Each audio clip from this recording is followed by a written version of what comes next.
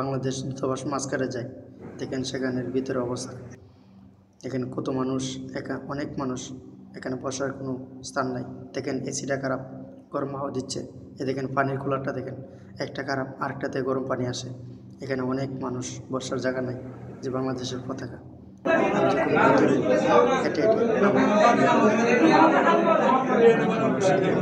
আসলে বন্ধুরা দেখেন হেঁটে হেঁটে ওইখান